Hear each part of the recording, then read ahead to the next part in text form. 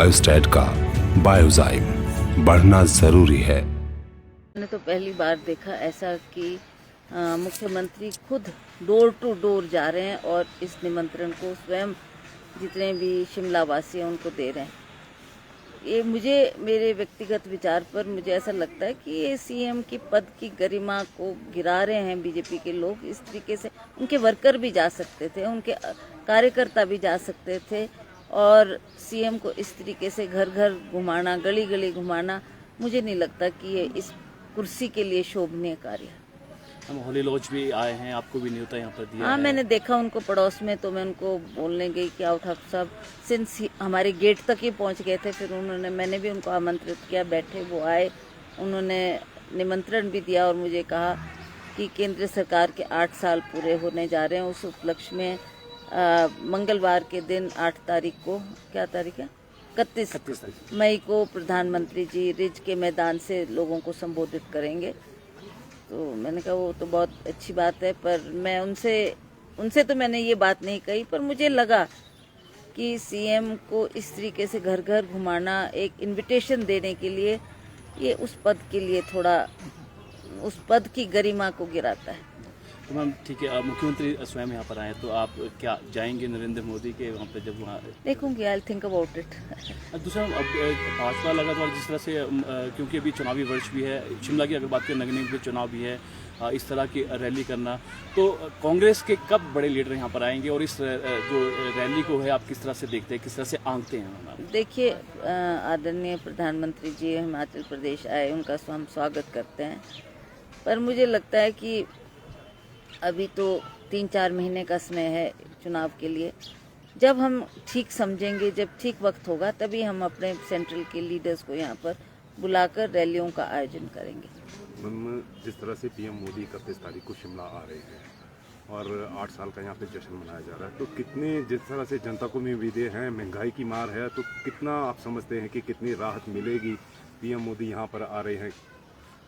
देखिए, लोगों को जब भी प्रधानमंत्री हिमाचल प्रदेश में आए, उनसे बहुत सी आशाएं थी कि शायद वो कोई आर्थिक पैकेज हमको देकर जाएं, हमारे किसानों, बागवानों के लिए कोई बात करके जाएं, जिससे लोग पीड़ित है। आप जानते हैं कि कई बार ओलावृष्टि होने के कारण भी उनका फल फ्रूट खराब हो जाता है, और इसी तरह से जो हमारे किसान, बागवान हैं, रात दिन मेहनत करते हैं, पर उनको वो दाम नहीं मिल पाते जो वो एक्सपेक्ट करते हैं कि हमारे को मार्केट में अपने उपज का दाम मिलेगा। तो इसके लिए कई बार प्राकृतिक रूप से भी उनके ऊपर मार होती है, चाहे वो ओलावृष्टि हुई, चाहे सूखा पड़ा, चाहे वो ज़्यादा वर्षा हो गई।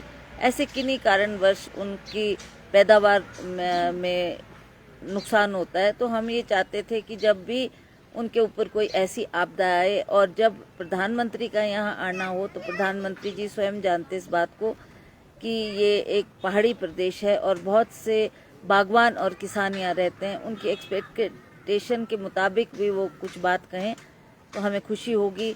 आप जानते हैं हमारा हिमाचल प्रदेश काफ़ी कर्जे में डूबा हुआ है, और उस कर्जे से उभारने के लिए भी हर एक व्यक्ति की नज़र प्राइम मिनिस्टर के संबोधन पर है कि वो हमारे को आर्थिक पैकेज दे के जाएंगे या नहीं। पिछली बार भी जब वो आए थे, लोगों को बहुत सी आशाएं थी और उन्होंने कोई ऐसी घोषणा नहीं की। लोग दुखी हैं, पीड़ित हैं, और जैसा आप जानते ही हैं कि चाहे महंगाई है, बेरोजगारी है, ये भी बड़े अहम मुद्दे हैं जिसको लेकर लोग चिंतित है, और लोग ये मानते हैं कि अब हमारे को परिवर्तन करना है, सरकार में बदलाव लाना है, क्योंकि इस सरकार ने कुछ भी ना किसानों के लिए, ना बागवानों के लिए कोई ऐसे अहम कदम उठाए जिससे उनको राहत मिले। मैं वहीं पर बात की जाए, जिस तरह से बागवानों की बात की जाए, तो बागवानों को सेब का समर्थन मूल्य वो नहीं मिल पा रहा है जो मिलना चाहिए, क्योंकि बात की जाए बाहरी देशों से सेब आ रहा है और बागवानों ने इंपोर्ट ड्यूटी बढ़ाने की भी बात की है, और इसको लेकर मुख्यमंत्री और प्रधानमंत्री को भी ज्ञापन सौंपे हैं। तो इस बारे में आप क्या कहें? लेट्स सी अब क्या प्रधानमंत्री बोलते हैं। प्रधानमंत्री के जहन में ये बात लाएगी, उनको बताया गया कि हमारे बागवानों और किसानों की ये मांग है, तो हम एक्सपेक्ट करते हैं कि प्रधानमंत्री जी आ रहे हैं। उनके लिए तो छोटी मामूली सी बात है कि उनके लिए भी ये इम्पोर्ट ड्यूटी की वो जो राहत किसान चाहते हैं, बागवान चाहते हैं, वो देकर जाए। मैम, नई जिम्मेवारी आपको मिल चुकी है, काफ़ी टाइम पे हो चुका है, आपको क्या लगता है कि संगठन कितना मजबूत है और नई कार्यकारिणी जब से आप आए हैं, कितना जो है कार्यकर्ताओं में जोश है और किस तरह से जो चुनाव की जो भी प्रक्रिया शुरू है पूरे तैयार हैं? सोनिया गांधी जी का बहुत बहुत आभार कि उन्होंने बहुत विश्वास मुझे दिया है और इस विश्वास से मुझे ये पद उन्होंने दिया। और मुझे लगता है कि जहाँ तक हिमाचल प्रदेश की बात है, सोनिया दी जानती हैं कि हमारे प्रदेश में क्या क्या समस्याएं हैं, क्या क्या लोगों की तकलीफ़ें हैं।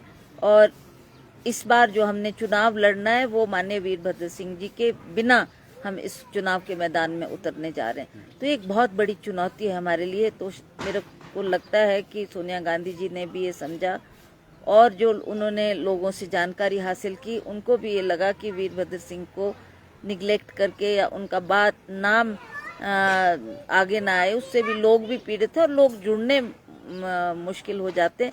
तो इसलिए उन्होंने ये फैसला किया कि वीरभद्र सिंह जी का नाम जो लोग सुनना चाहते हैं, देखना चाहते हैं, उनके द्वारा जो काम किए गए हिमाचल प्रदेश में, वो लोग सदा उन बातों को याद रखेंगे। तो इन्हीं बातों का ध्यान करते हुए शायद उन्होंने मुझे ये जिम्मेवारी सौंपी है।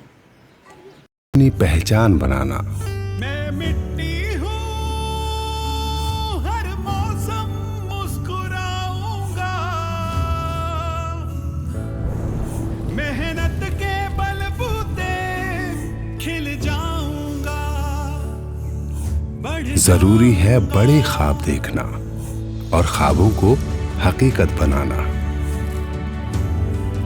क्योंकि जिंदगी में आगे बढ़ते रहना सबसे ज्यादा जरूरी है। बायोस्टैट का बायोजाइम, बढ़ना जरूरी है।